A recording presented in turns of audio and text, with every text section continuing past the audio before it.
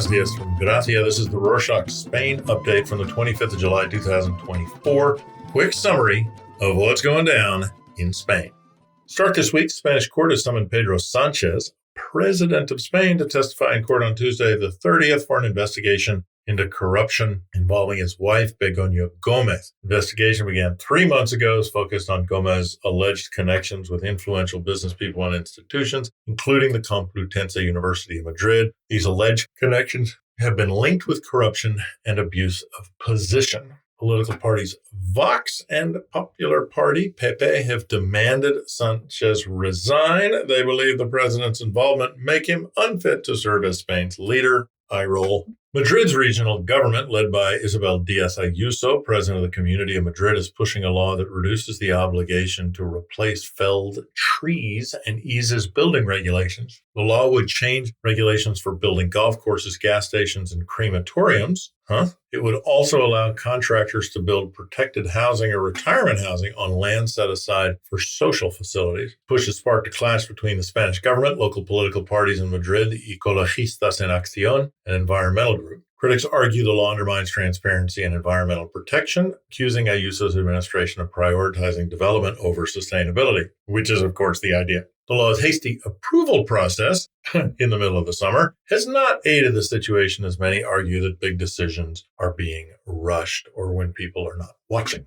Next, tourism protests continue this week. This time, the residents of the Balearic Islands of Mallorca are taking to the streets. This protest, which took place on Sunday the 21st, is the latest in a long line of tourism protests that have taken place across Spain in places like Barcelona, Valencia, the Canary Islands, and now the Balearic Islands. In Mallorca, protesters demonstrated against the overwhelming influx of tourists, which drives up housing costs and puts a strain on local public services and resources. Activists from Menos Turisme, Més Vida, translated as less tourism, more life, argue that excessive tourism erodes local culture. They call for limits on incoming flights and cruise ships to alleviate the pressure. Spain's National Institute of Statistics reports a 9% increase in foreign tourists to the Balearic Islands last year, exacerbating tensions as local fear being priced out of their communities. In defense news, Spain has highlighted concerns over the lack of Western troops in the Sahel region of Africa.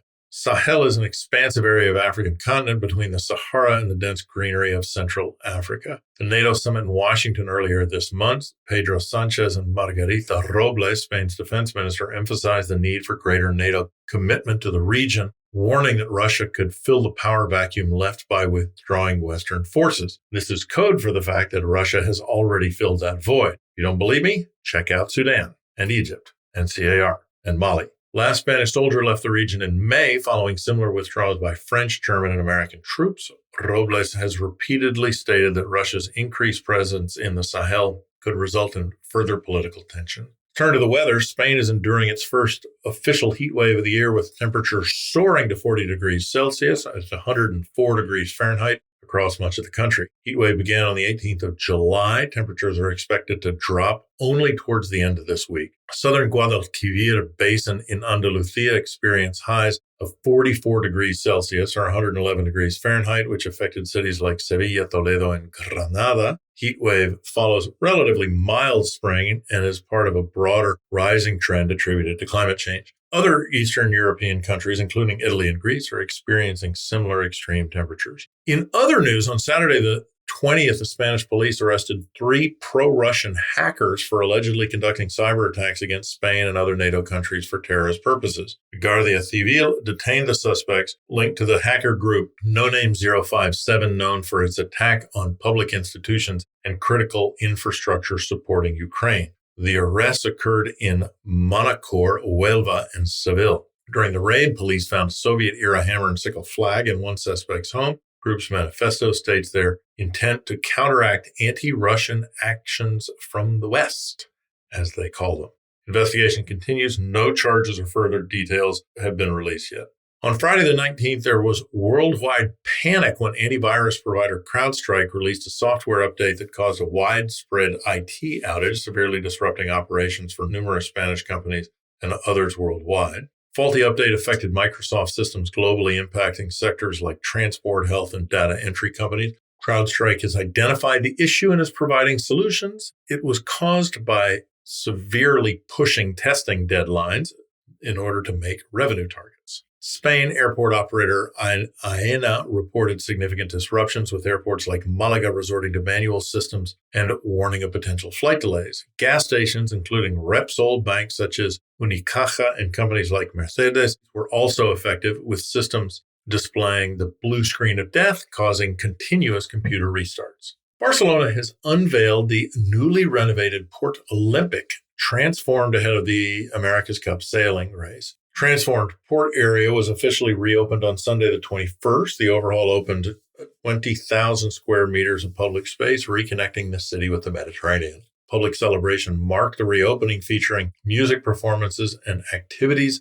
Jaume Colboni, mayor of Barcelona, highlighted the port's shift from a problematic nightlife area to a family-friendly space focused on sustainability, sports, and gastronomy. The renovation includes new promenades, viewing platforms, and the gastronomic balcony, which is set to open fully by the end of August. Moving on, a new ultra-luxury hotel complex managed by Greece's Sani Ecos Group is thriving on Spain's southern coast near the town of Estepona, Costa del Sol. José María García Urbano, mayor of Estepona, praised the development and described the relationship between the city and Ecos Andalucía as symbiotic. Hotel boosts local employment and economy, and José María García Urbano says it is supporting the community through various projects and sponsorships. In the lead up to the International Botanical Congress in Madrid, which is being held between the 21st and 27th, botanists decided to change the names of 200 plants that had racist connotations. In botany, names such as cafre were historically used to describe plants based on geographical region. However, the term cafre is now recognized as very derogatory and offensive, particularly in Southern Africa. The decision was made on the 18th and also introduced a mechanism to propose rejections of offensive names created after 2026. However, controversial names derived from real people, such as Anphthalmus hitleri, will remain unchanged. This move aims to make naming systems more inclusive, with some experts advocating further changes to include the names of real people. Now, some good news. Barcelona's historic dance hall, La Paloma Sala de Ball, has reopened after extensive renovations just in time for a devoted patron's 105th birthday party. The venue, which opened in 1903, has been transformed while maintaining its original charm. Pepita Bernat, a patron since she was 17, celebrated her birthday with music, flowers, and cava. The reopening was marked by a public party with performances by Los Tigres del Raval.